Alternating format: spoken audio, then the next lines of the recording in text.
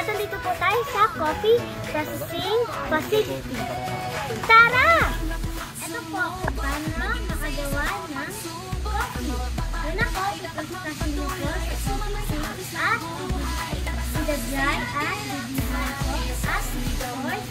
Coffee po, meron po magic and good din at iniwala nyo yan.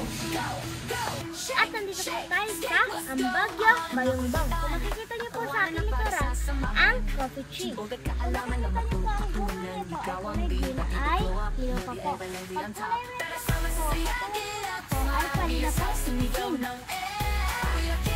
At ito na po ang drying. Wow, tingnan niyo po, nagiging black siya.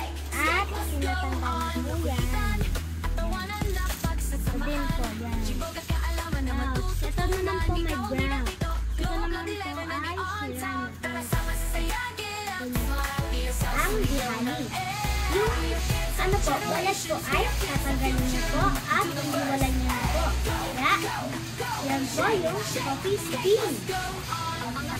Pangatlo naman po, sorting. Mag-iwalan niyo po ang bad beans at good beans. At nandito po tayo sa pag-brew ng coffee.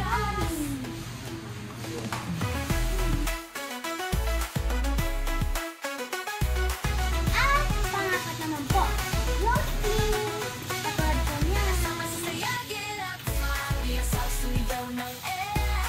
Ito pag-roasting po ay umaabot ng 30 to 35 minutes for 6 kilos. At pagkatapos po yan, idadyak po dyan sa basket at ipakapudan na po yan hanggang lumamig.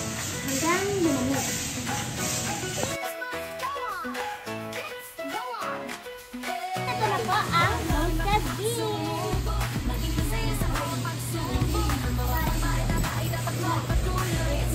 At dito po kami bumibili ng beans para sa amin. Mini cafe!